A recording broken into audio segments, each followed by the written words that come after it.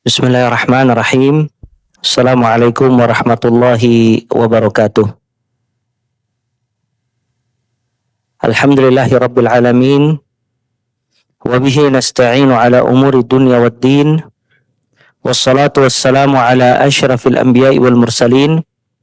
Nabina Muhammadin wa ala alihi wa ashabihi wa man tabi'ahum bi ihsanin ila yaumiddin. Allahumma anfa'na bima 'allamtana wa 'allimna ma yanfa'una wa zidna 'ilma. Allahumma rahmataka narju fala takilna ila anfusina tarfata 'ain wa aslih lana syu'unana kullaha la ilaha illa ant. Rabbana taqabbal minna innaka antas sami'ul 'alim wa tub 'alaina innaka antat tawwabur rahim. Allahumma ij'alna mimman idza utiya syakar wa idza ibtuliya sabar wa idza aznaba istaghfar. Allahumma ij'al a'malana kullaha salihah waj'alha liwajhika khalisa wa la taj'al li ahadin fihi syai'a. Rabbi shrah li sadri wa yassir li amri wahlul 'uqdatam min lisani yafqahu qawli. Thumma amma ba'd. Fa ya ayyuhal ikhwah rahimani wa rahimakumullahu jami'an. Insyaallah taala pada malam hari ini kita akan membahas ringkasan fikih kurban. Dan pembahasan ini kita bahas pada setiap tahunnya karena memang di setiap tahun kita melaksanakan kurban. Maka semoga dengan membahas permasalahan ini kita membangun ibadah kita di atas ilmu syar'i dan mengamalkan firman Allah Azza wa Jal, anjuran untuk beramal sebelum berkata dan berbuat. Sebagaimana perkataan Imam Bukhari rahimahullah, bab al-ilm qabla al-qaul wal amal. Bab ilmu sebelum berkata dan beramal. Kemudian beliau membawakan firman Allah Azza wa Jal, fa'lam annahu la ilaha illallah wastaghfir li dzambik.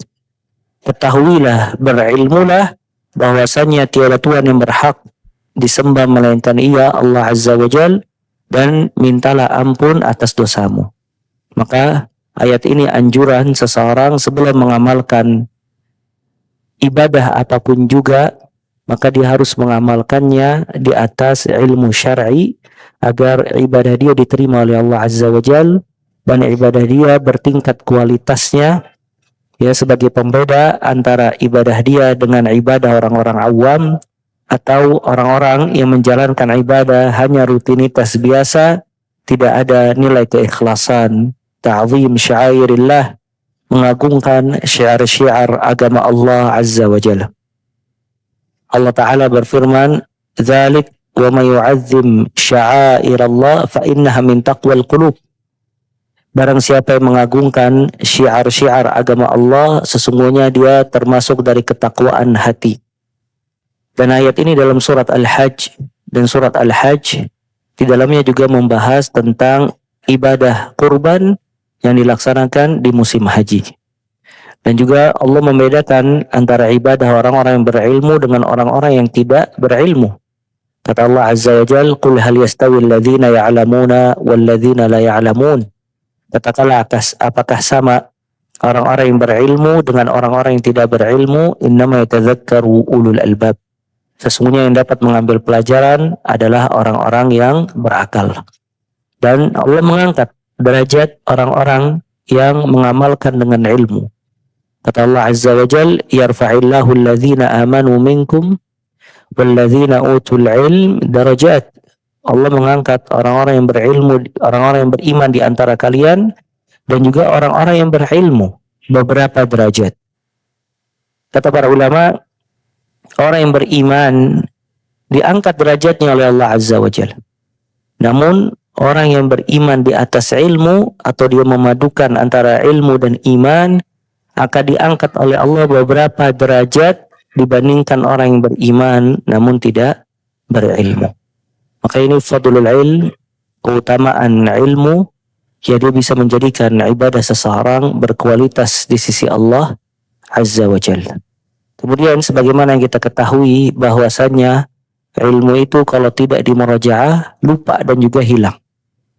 Makanya ada doa salah seorang salaf Allahumma inni as'alukal ilm la yunsa. Ya Allah, aku memohon kepada Engkau ilmu yang tidak lupa.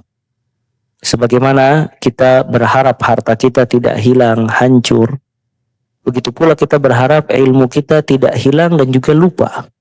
Karena seseorang, nasallallahu alaihi wassalam, merugi kalau dia punya ilmu, kemudian ilmunya dilupakan oleh Allah Azza wa Jalla. Maka dengan ini semua kita kembali murajaah, membahas ringkasan fikih kurban. Ini hanya sebatas ringkasan. Bahkan ringkasan dari ringkasan fikih kurban.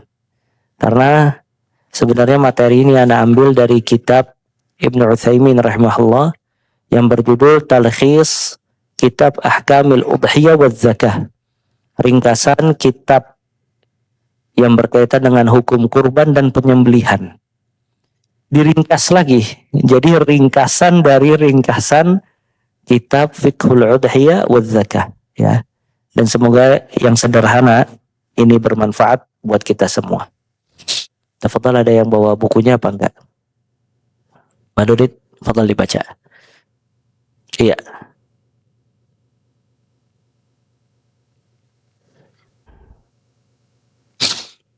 Itu di-share tadi di grup, ada PDF-nya ya.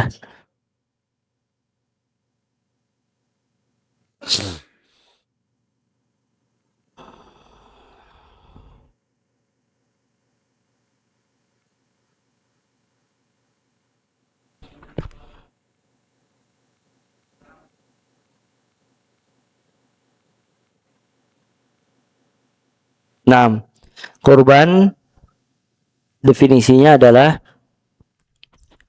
menyembelih hewan ternak pada hari Id dalam rangka mendekatkan diri kepada Allah Azza wa Jalla. Dan kurban ini termasuk syiar agama Islam yang besar. Ya, dan dianjurkan oleh Allah di dalam Al-Qur'anul Karim dan dimotivasi oleh Nabi SAW dengan perbuatan beliau dan juga sabdanya. Allah Ta'ala memerintahkan kita untuk kurban. Kata Allah dalam surat Al-Kautsar ayat 2, fasalli li rabbika wanhar. Ya, dalilnya yang pertama surat Al-Kautsar ayat 2. Salatlah buat Rabb kamu dan sembelihlah.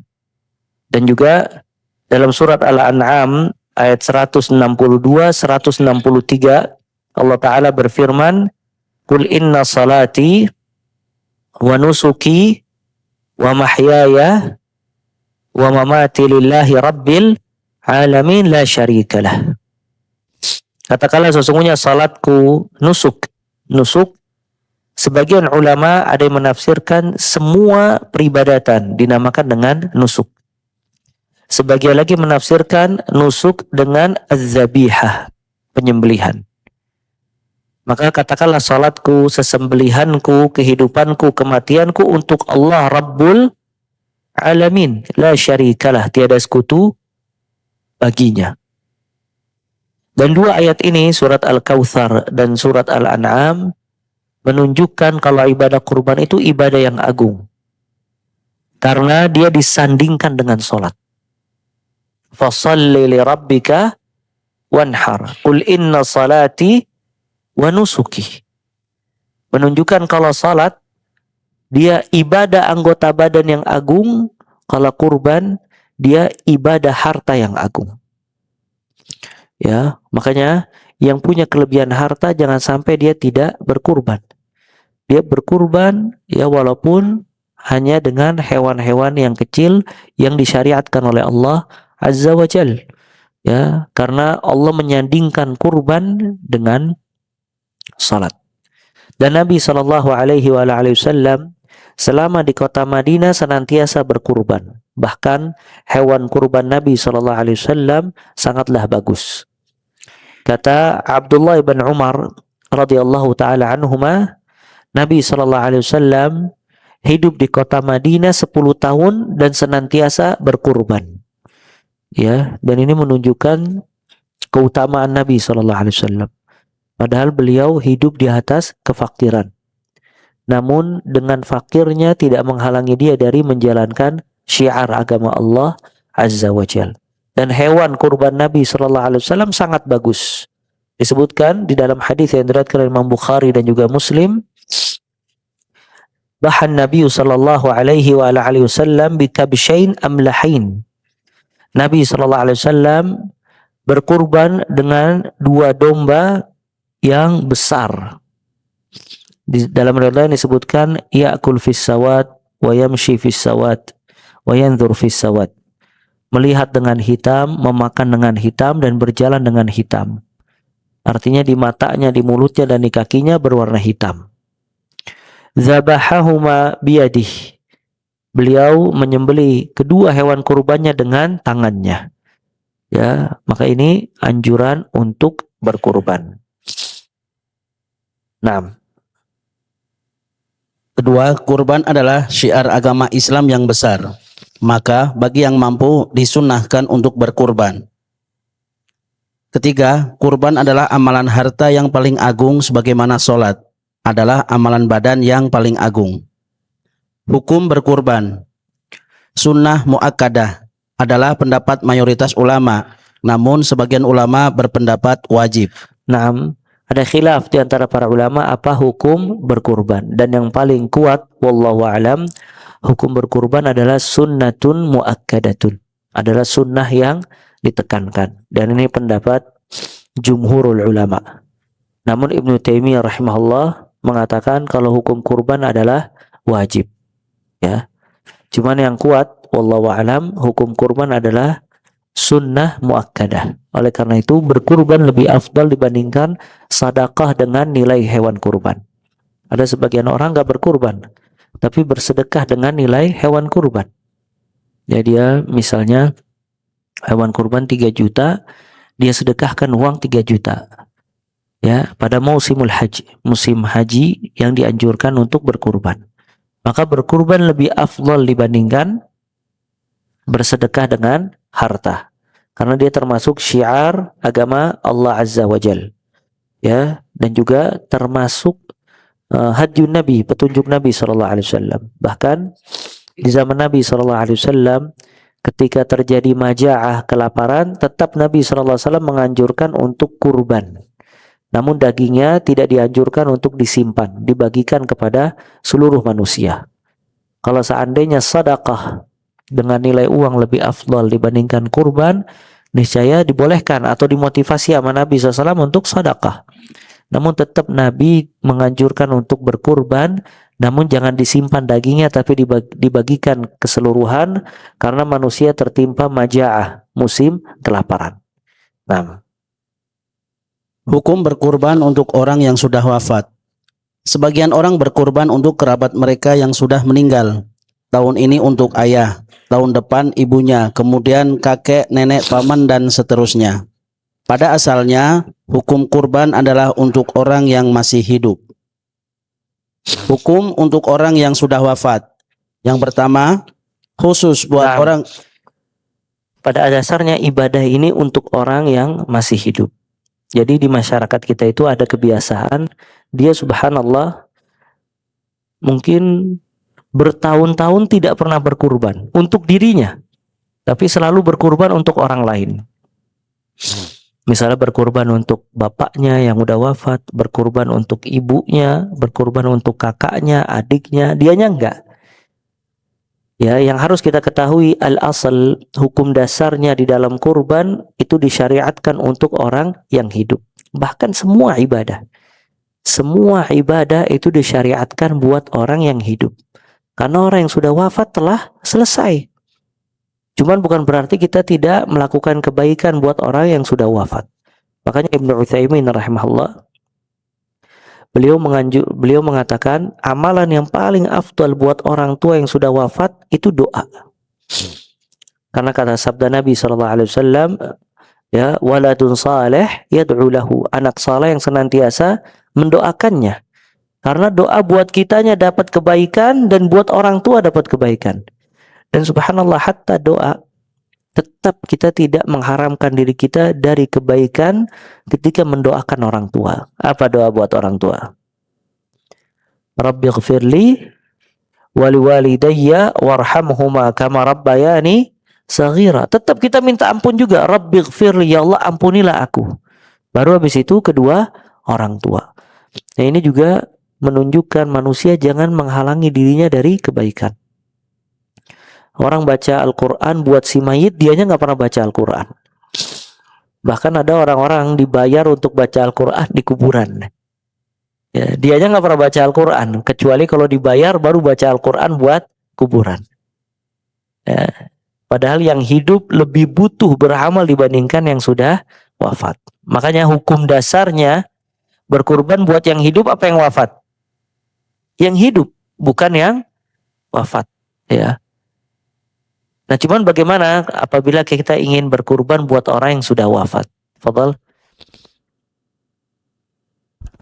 Hukum berkurban untuk orang yang sudah wafat. Yang pertama, khusus buat orang yang sudah wafat, hal ini diperbolehkan. Akan tetapi bukan dari sunnah Rasulullah Sallallahu Alaihi Wasallam. Nah, ini yang pertama, khusus buat orang yang sudah wafat. Ini boleh, cuman bukan sunnah. Artinya kalau kita khususkan hewan kurban buat ayah kita, ibu kita, itu boleh, sah. Tapi tidak sesuai dengan sunnah Nabi SAW.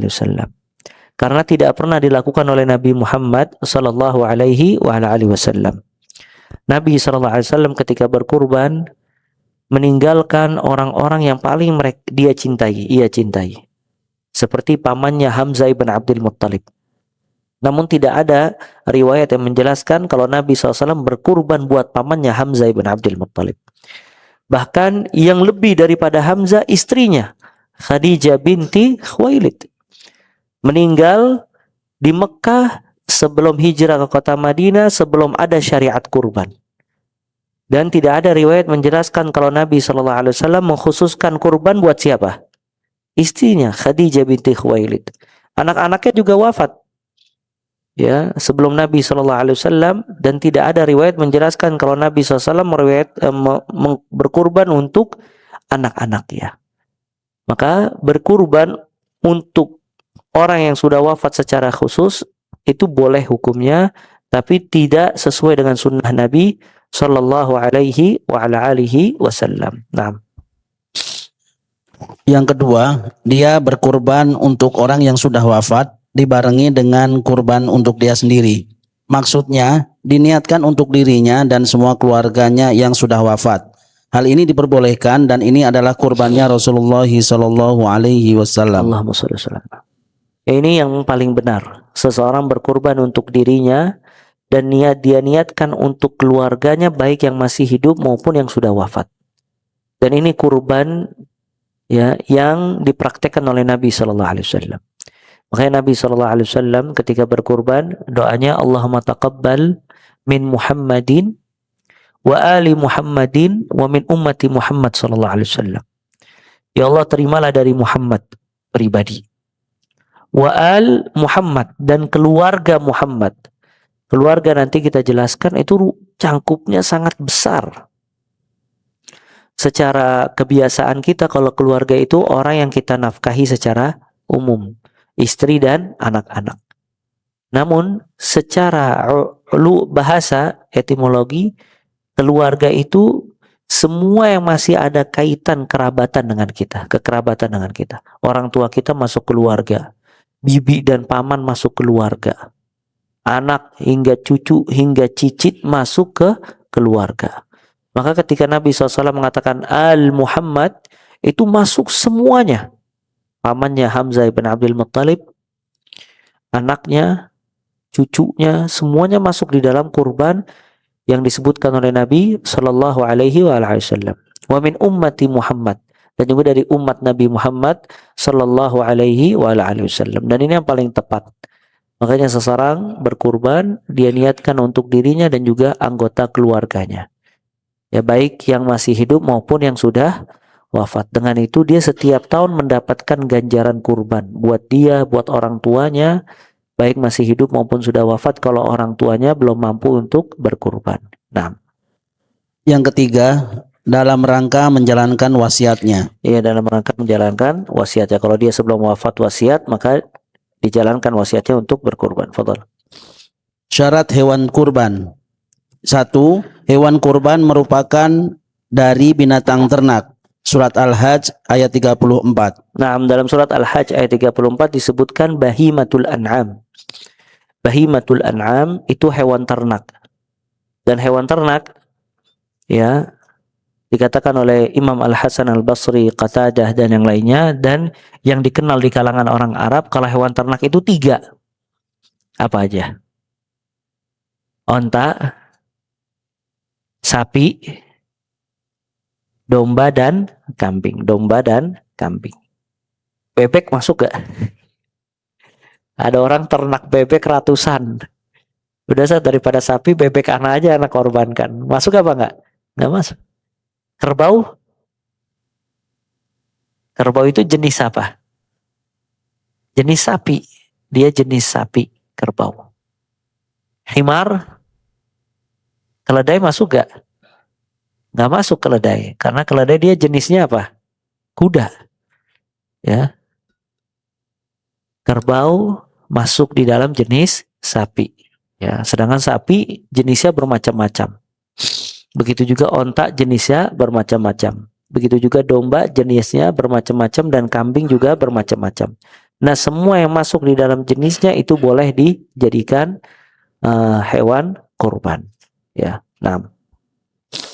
Syarat kedua, salah satu dari 4 hewan. Yang pertama unta, sapi, kambing, dan domba. Syarat yang ketiga, masuk usia kurban secara syariat. Nah, masuk usia kurban secara syariat. Tafadhol dilanjut.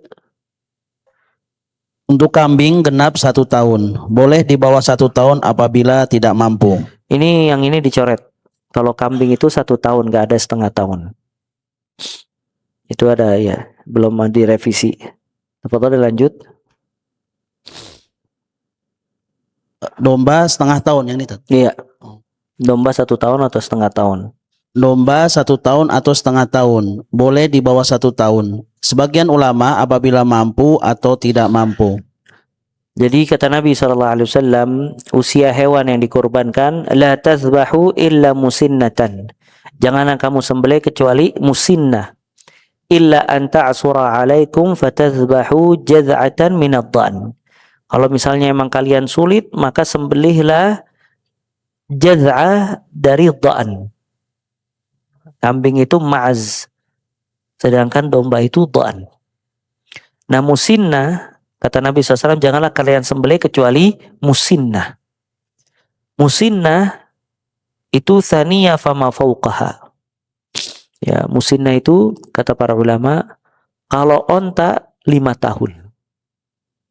Jadi onta kolot 5 tahun baru boleh disembelih. Dan sekarang subhanallah di Indonesia ada yang ternak onta. Ya, Anda lihat video ada ternak onta sekarang. Mungkin kedepannya di Indonesia bisa kurban onta. Ya, sampai kata si peternaknya lebih gampang onta daripada sapi katanya. Ya, sapi cepat sakit, onta nggak pernah sakit katanya. Onta berapa tahun? 5 tahun. Kalau sapi musinna itu 2 tahun. Sapi 2 tahun. Nah, sedangkan musinna dalam domba atau kambing itu 1 tahun, genap 1 tahun. Nah, kalau misalnya memang sulit, boleh domba setengah tahun. Artinya di bawah 1 tahun. Dimulai dari setengah tahun atau setengah tahun lebih hingga 1 tahun. Ya. Nah, ini hewan-hewan yang boleh dijadikan kurban. Ya, hewan-hewan yang boleh dijadikan kurban. Nah, syarat keempat, terbebas dari larangan atau aib hewan kurban. Nah, yang pertama, buta dan jelas butanya. Yang pertama buta ya, nggak boleh kalau buta.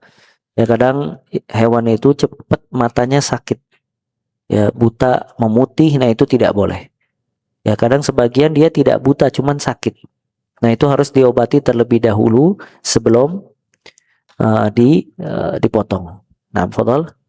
Kedua, sakit dan terlihat sakitnya. Iya. Sakit kadang dia tidak mau makan. Bahkan sebagian hewan itu ada yang terkena stroke. Nggak boleh antum ya berkorban dengan hewan yang terkena penyakit stroke. Murah saja.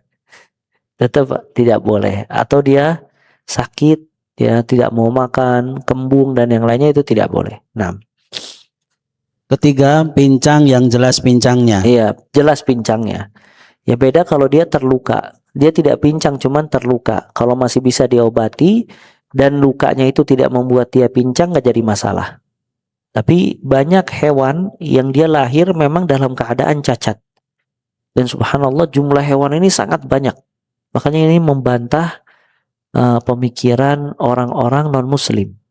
Orang-orang non-muslim mengatakan jumlah kebutuhan manusia dengan manusianya itu tidak sesuai. Sampai salah satu sebab mereka mengatakan di antara sebab perang dunia karena ingin mengurangi jumlah manusia. Kalau jumlah manusia itu banyak, maka bahan yang dibutuhkan oleh manusia dari pangan, hewan dan yang lainnya itu tidak sesuai dengan jumlah orangnya. Ya ini teori orang-orang ateis yang tidak percaya akan Tuhan. Sedangkan subhanallah, Allah Ta'ala menjamin semua rizki. Makanya jumlah hewan ini sangat banyak dan tidak pernah habis.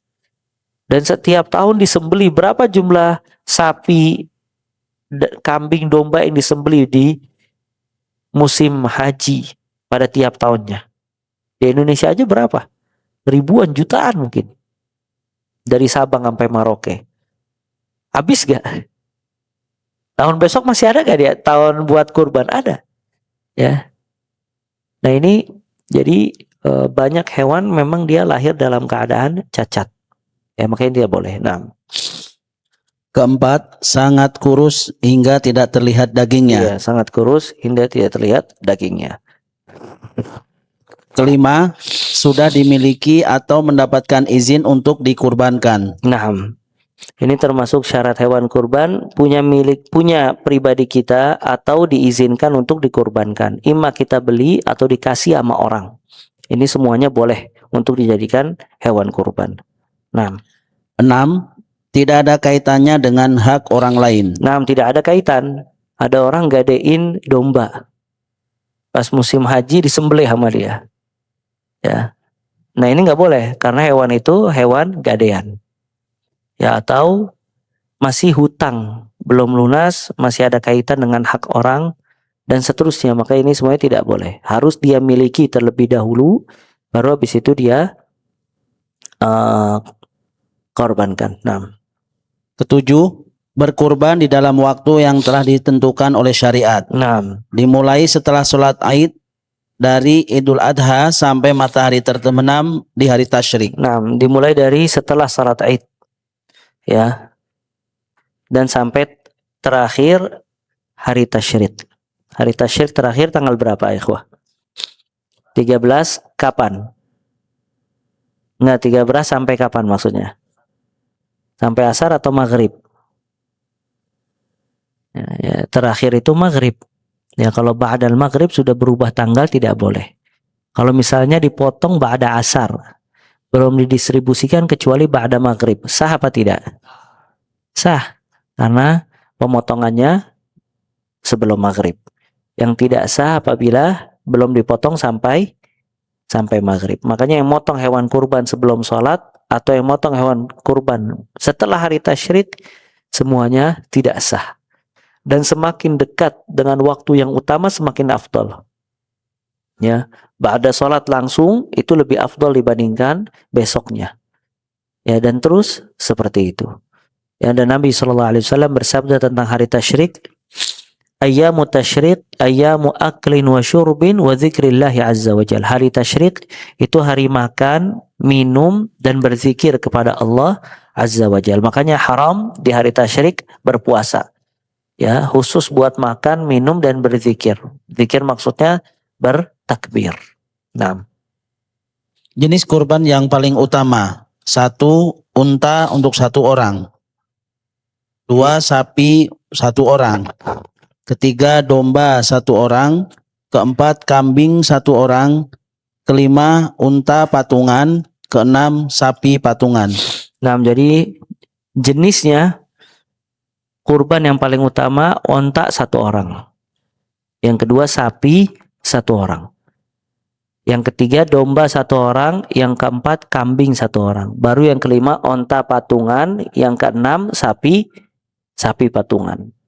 Ya, makanya sebagian ikhwah bilang sekarang patungan sapi kurang ini karena tahu mana yang lebih afdal. Tapi semuanya boleh, nggak jadi masalah. Kadang sapi yang patungan bisa jadi lebih afdal karena mungkin yang dibutuhkan sama masyarakat sapi dibandingkan kambing. Apalagi orang kita itu kadang nggak mau kambing, dikasih kambing nggak mau, dijual lagi sama dia. Jangan, ada kolesterol, ya gratis nggak mau dia katanya. Nah kadang dengan keyakinan seperti itu yang dibutuhkan sama mereka apa? Sapi.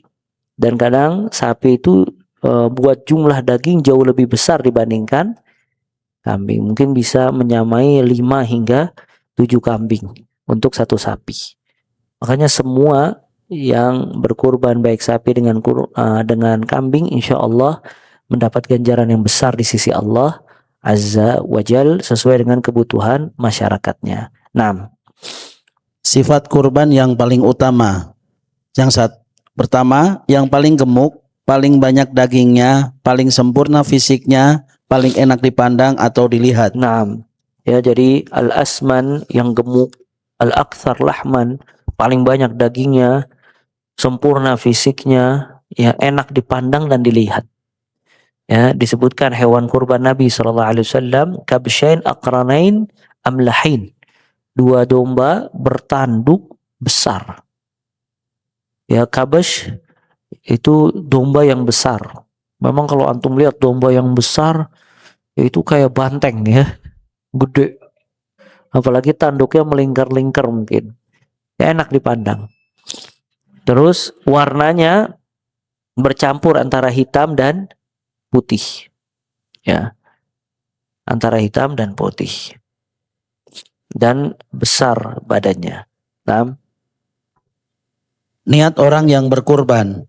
1. Hewan kurban bisa diniatkan untuk diri pribadi, anggota keluarga, dan orang lain dari kaum muslimin. 2. Hewan patungan. Setiap dari yang patungan bisa diniatkan seperti poin di atas. Akan tetapi lebih utama poin yang pertama. 6. Ini tadi kita jelaskan. Karena Nabi SAW ketika berkurban doanya Allahumma taqabbal min Muhammadin wa ali Muhammadin wa min ummati Muhammadin SAW. Ya Allah, terimalah dari Muhammad, dari keluarga Muhammad, dan dari umat Muhammad sallallahu alaihi wa ala alihi wasallam.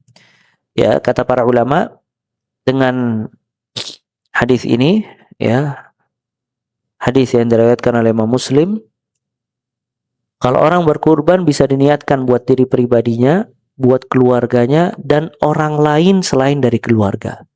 Dan ini subhanallah kemudahan dari Allah Azza wa Jalla. Ya, setiap ibadah yang berkaitan dengan harta pasti dimudahkan oleh Allah Azza wa Jalla.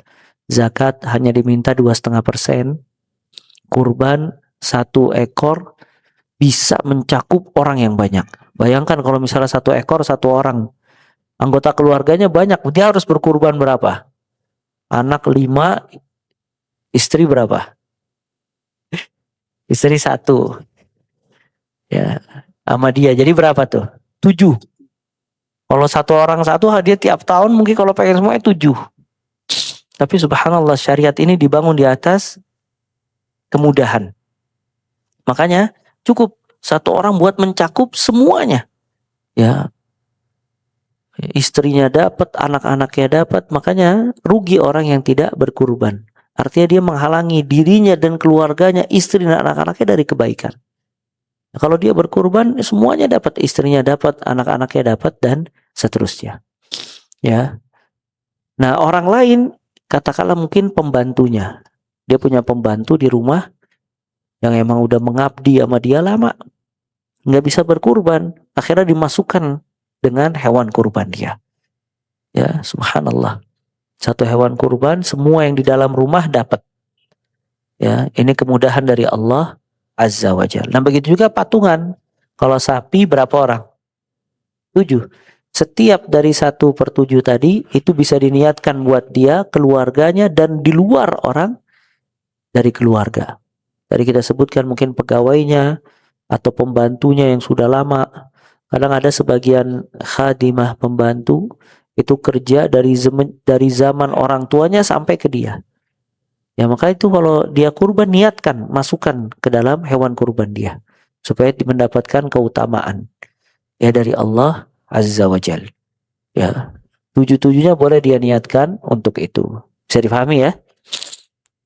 Nah, Pendistribusian daging kurban disunahkan untuk satu, memakannya, dua, menghadiahkan untuk orang yang mampu dan tidak mampu. Yang ketiga, mensodakohkan. Sodakoh adalah untuk orang yang tidak mampu.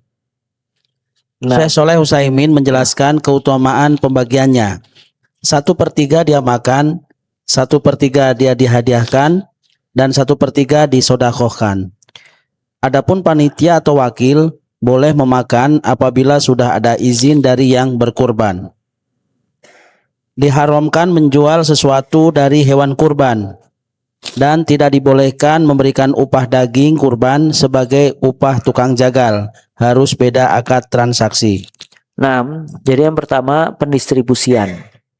Itu 3, dimakan, dihadiahkan, dan disedekahkan. Kata Allah Azza wa Jalla dari surat Al-Hajj ayat 28 dan Al-Hajj ayat 36. Allah Ta'ala berfirman, "Fakulu minha wa at'imul ba'isal faqir." Makanlah darinya dan berikanlah makan orang-orang fakir yang tidak mampu. Kemudian Allah juga berfirman, "Fakulu minha wa at'imul qani'a wal mu'tar." Makanlah darinya dan berikanlah makan al-qani', orang yang meminta-minta miskin, dan al-mu'tar, orang yang tidak pernah meminta. Makanya hadiah itu boleh buat orang yang mampu, boleh orang yang tidak mampu. Antum punya keluarga, dia mampu, tapi antum kasih nggak apa-apa. Ya, kalau sedekah itu buat orang yang tidak mampu. Nah, pembagiannya memang tidak dibatasi oleh syariat. Cuman Ibnu Utsaimin rahimahullah, beliau menjelaskan 1/3 dimakan, 1/3 dihadiahkan, 1/3 disedekahkan. Nah, ini boleh 1/3 dimakan, 1/3 dihadiahkan, 1/3 disedekahkan. Agar jangan ya beli kambing, dia potong, udah yang dikasih ke orang kepala sama kaki aja sih, saya kirim ke rumah. Itu bukan berkurban namanya, ya. Itu beli daging sendiri. Ya. Nah, dia ambil, kalau emang dia merasa tidak butuh, paling nggak dia ambil sedikit. Sebagai syarat dari firman Allah, fakulu, disuruh makan. Ya. Dan Nabi SAW memakan dari hewan kurbannya di musim haji. Ya, dia makan walaupun sedikit. Ya. Nah, ini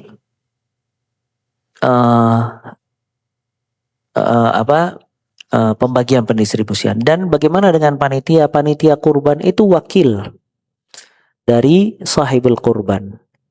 Ya, dan dia bukan panitia yang memang kalau di kita itu kebiasaannya bukan orang-orang yang bekerja memang untuk dibayar, tapi bekerja datang sukarela membantu.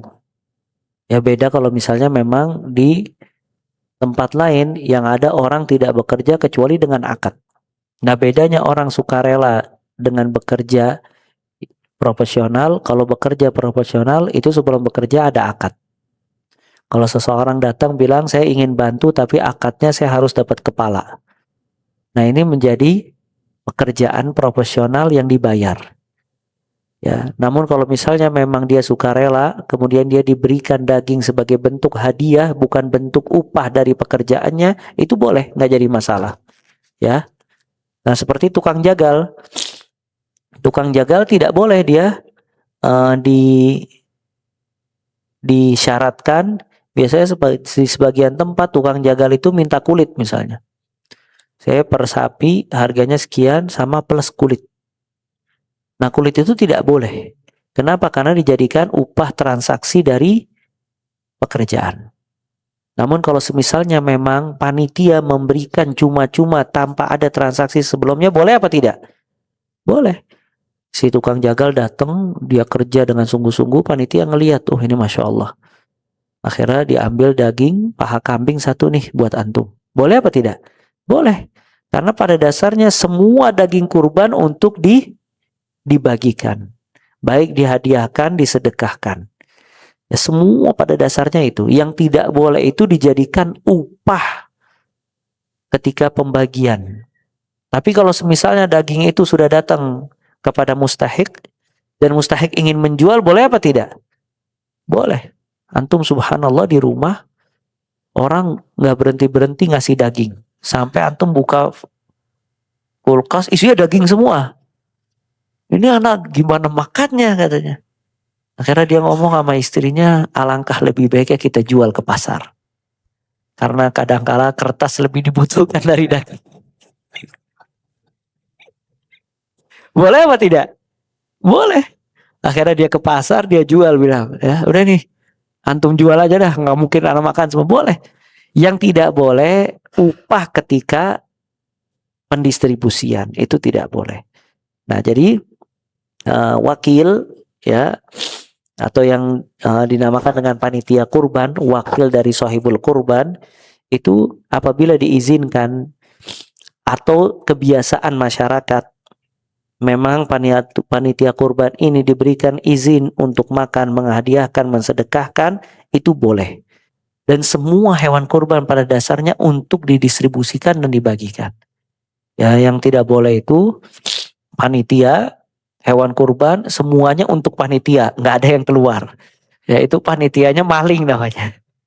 Ya, tapi semuanya dibagikan dan panitia mendapatkan hadiah bukan upah dari pekerjaan dia.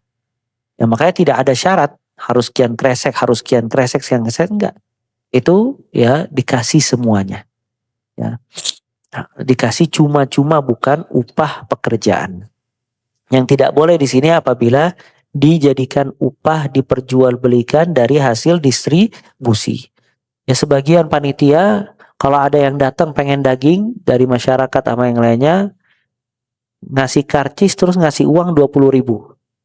Kata dia operasional. Boleh apa tidak boleh? Nggak boleh. Ya, nggak boleh sama sekali. Ya, makanya ini poin penting ya supaya tidak terjadi salah paham. Kalau panitia itu adalah dia pekerja sosial yang tidak dibayar dan dia menerima daging bukan upah dari pekerjaannya, cuman hadiah bagi yang mampu dan sedekah bagi yang tidak mampu. Ya. Nah, yang tidak boleh adalah dijadikan upah transaksi ketika pendistribusian, baik kepada tukang jagal maupun kepada orang yang bekerja. Bisa difahami ini ya? Nah, fadhal. Hukum bagi orang yang berkurban. Bagi orang yang ingin berkurban dan sudah memasuki bulan Zulhijjah, diharamkan memotong rambut, kuku dan kulitnya sampai hewannya disembelih. Nah, ini sesuai sabda Nabi SAW, "Idza ra'aitum hilal Dzulhijjah," atau "idza dakhalat al-'ashr." Kata Nabi SAW, apabila kalian melihat hilal Dzulhijjah, dalam riwayat lain apabila masuk 10 Dzulhijjah, wa arada ahadukum an yudahhi, dan salah seorang di antara kalian ingin berkurban, falyumsik an sya'rihi wa adfarihi, maka tahanlah kukunya dan kulitnya, tahanlah rambutnya dan kulitnya. Dalam riwayat lain disebutkan, fala ya'khudh min sya'rihi wa adfarihi syai'an hatta yudahhi, jangan dia ambil dari rambut dan kukunya sedikit pun sampai hewan kurbannya disembelih. Nah, ini bagi yang ingin berkurban, bukan yang diniatkan dalam kurban tadi. Misalnya yang berkurban ayahnya, dia niatkan dalam kurban keluarganya. Jadi yang nggak boleh motong kuku siapa? Ayahnya, istri, anaknya boleh nggak? Boleh. Kalau yang berkurban istrinya, diniatkan buat suami dan anak-anaknya, maka yang nggak boleh motong kuku siapa? Istrinya, dan seterusnya. Nah, Syarat penyembelihan. Yang pertama, wajib bagi orang yang menyembelih berakal dan bisa membedakan atau tamyiz. nah, ini syarat menyembelih ya agar sesembelihan itu menjadi halal. Menyembelih berakal. Orang gila nggak sah. Pikun sah nggak?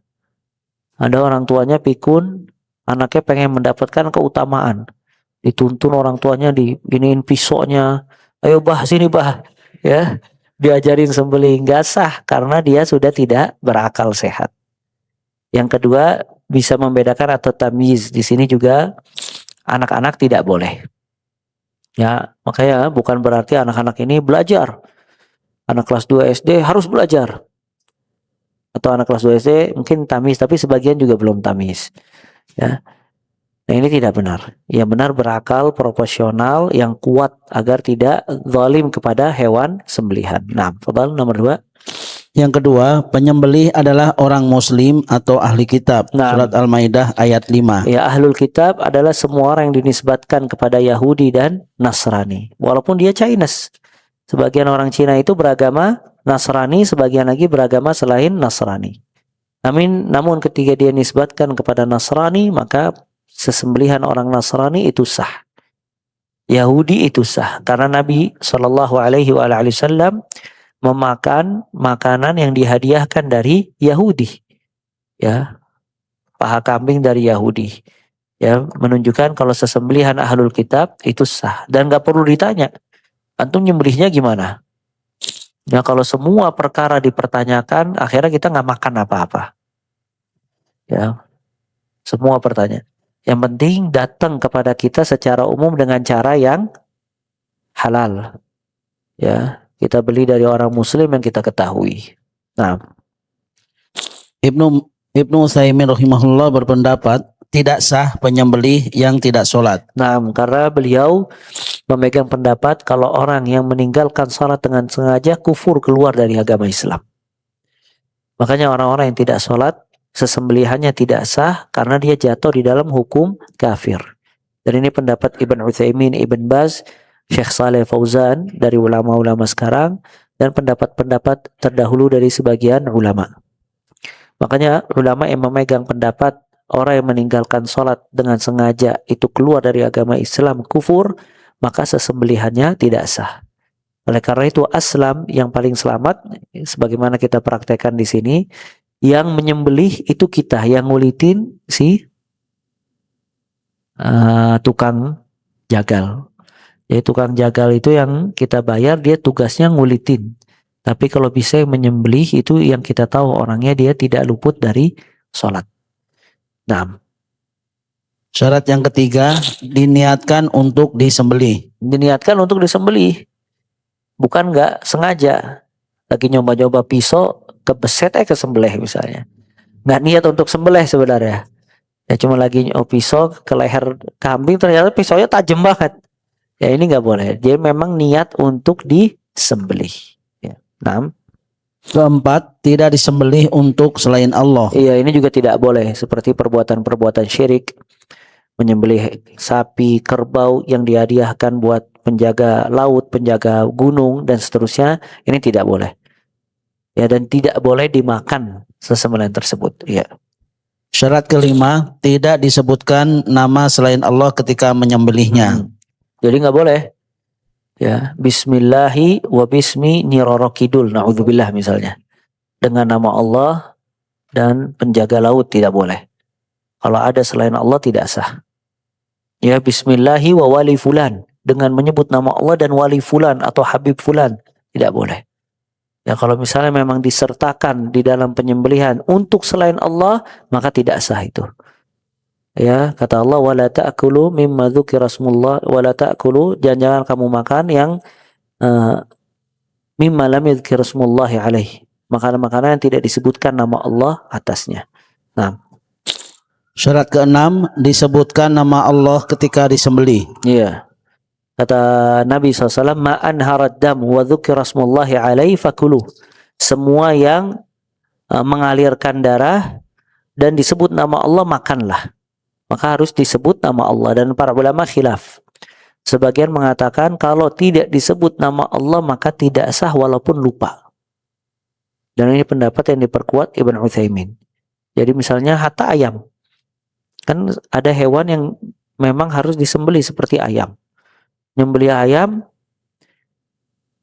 nggak pakai bismillah, langsung dipotong. Nah, sebagian ulama mengatakan tidak sah kalau tidak disebut nama Allah Azza wa Jalla. Makanya akal yang paling sedikit mengucapkan bismillah. Paling bantar itu menyembelih bismillah. Ya, nah. Ketujuh, disembelih dengan cara yang dapat mengalirnya darah dengan Iya. pisau, golok dan lain-lain. 6. 8. Kedelapan, mengalirnya darah hewan kurban. Nah, karena mengalir darah itu membedakan hewan itu sah dan bangkai. Bangkai itu mata hadfa anfihi. Dia mati tanpa disembelih. Kambing ketabrak mobil, mati. Nah, ketika sudah mati tidak boleh disembelih karena dia mati tanpa disembelih. Maka dia menjadi bangkai. Karena yang merusak daging itu darah yang tidak keluar dari tubuh. Makanya manusia kenapa dianjurkan untuk disegerakan ketika dia wafat? Karena dia menjadi bangkai dan darah tidak keluar. Itu yang membuat tubuhnya berubah menjadi biru, kuning, hijau, membengkak, bau, dan yang lainnya. Ya, selain dari sunnah karena dia akan cepat prosesnya menjadi rusak. Nah, begitu juga hewan. Hewan yang dia ada aliran darah itu harus disembelih. Kalau tidak disembelih maka dia akan menjadi bangkai. Maka di sini tidak boleh mengkonsumsi hewan-hewan yang mati menjadi bangkai. Dan itu penyakit dan sangat bahaya. Makanya disebutkan orang-orang non-muslim kenapa dia banyak terkena penyakit naudzubillah, kanker dan semacamnya. Penyakit-penyakit ngeri karena dia mengkonsumsi hewan-hewan yang disembelih, yang dimakan, yang mati tanpa disembelih. Selain hewan itu haram, anjing dan yang semacamnya, azakumullah, kadang hewan-hewan yang halal tapi tidak ya dipotong dengan cara yang disyariatkan Allah Azza wa Jalla. Makanya seperti ini dipelajari sama orang-orang non-muslim kemudian dipraktekkan di negara mereka. Karena mereka tahu darah yang keluar ini menyegarkan daging. Ya, makanya dia mempraktekkan ajaran Allah Azza wa Jalla untuk kemaslahatan kesehatan mereka. Sedangkan kita mempraktekkan ini selain mengamalkan firman Allah sabda Nabi SAW, kemudian juga kita berbuat baik kepada hewan. Kata Nabi SAW, فَإِذَا ذَبَحْتُمْ فَأَحْسِنُوا ذِبْهَا. Apabila kalian menyembelih, menyembelihlah dengan cara yang paling terbaik. Makanya termasuk dari makruh, hal-hal yang tidak diperbolehkan ketika menyembelih itu memperlihatkan golok kepada si hewan tadi. Bahkan mengeksekusi hewan di hadapan yang lain. Itu tidak boleh dalam Islam. Ya, karena itu membuat dia stres dan seterusnya. Ya, maka ini Islam subhanallah menjaga hak-hak hewan. Oleh karena itu kenapa ulama didoakan sampai hewan pun mendoakan, karena yang bisa menjelaskan hak mereka adalah orang-orang yang berilmu tadi. Nah, maka harus mengalirnya darah. Darah harus keluar dan mengalir dari kerongkongannya. Nah, mungkin cukup sampai di sini ya ikhwah. Insyaallah apa yang kita bahas secara global ya sudah mencakup yang berkaitan dengan kurban dan tata cara penyembelihan. Bagi siapa saja yang ingin pembahasan yang lebih lebar dan lebih dalam, dia bisa membaca kitab-kitab yang detail membahas permasalahan ini, atau dia dengar kajian-kajian asatidzah yang lain yang membahas jauh lebih detail daripada yang kita bahas. Dan kita memohon kepada Allah Azza wa Jalla, semoga yang ringkas dari yang ringkas ini bermanfaat sebagai bekal kita di dalam berkurban dan mempraktekkan tata cara penyembelihan terhadap hewan-hewan kurban. Amin amin ya rabbal alamin. Kita tutup dengan kafaratul majlis. Subhanakallah bihamdik, asyhadu an la ilaha illa anta astaghfiruka wa atubu ilaik. Wa sallallahu alaihi wa baraka abdika rasulika Muhammad wa akhiru da'wana alhamdulillahi rabbil alamin. Assalamualaikum warahmatullahi wabarakatuh.